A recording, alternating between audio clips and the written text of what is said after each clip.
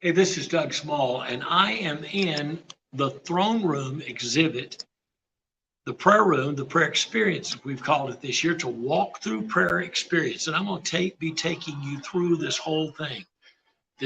We began with the throne room, and then there's a missions room, and then there's a family room, and then there's the church as the house of prayer. Then there's a special display for the persecuted church, another communion display, a wailing wall, and then also a place where you can receive special prayer. An unusual, the most extensive exhibit we've done in the 30 years that I've been involved in prayer ministry at a international general assembly. You just take a sweeping look at this throne. In fact, uh, in fact. Um,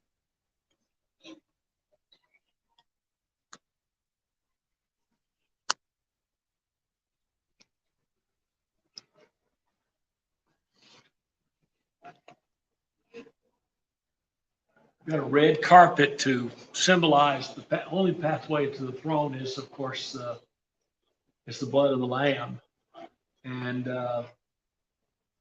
glorious cloud background, a winged cherubim tree with a crown and a scepter on the throne. If you'll notice, just to the left, there's a beautiful picture of a lion, and of course, we've got Barbara added a little lamb figure underneath. On each side of the room, there are banners for prayer stations.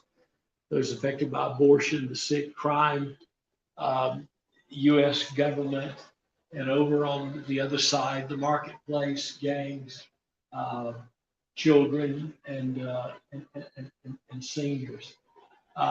If you'll just walk with me a little further, this is, of course, just a place to pray. It's the whole purpose of this, to come and sit.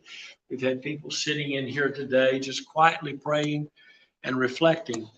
We have on the screen, you'll notice, scriptures that are scrolling, and then another scripture comes up. You can't hear it now because we wanted to eliminate the interference of multiple voices, but there's scripture being read over and over and over and played aloud in the room. This throne room is designed to emphasize the sovereignty of God and the holiness of God, the glory of God, as Rudolf Otto calls it, the numinous of God. That factor about God's presence and his being that's just overwhelming to all of us. We tend to be so familiar with God that we forget to take off our shoes in his presence, and we forget who he is. So this is the purpose of this throne room exhibit. The first thing that has to happen to any of us to have a prayerful encounter with God is a deep sense of reverence for who God is. Prayer doesn't begin with who we are and what we're about and our needs. It always begins with him and his sovereignty. Just take a look at the throne room for just a moment.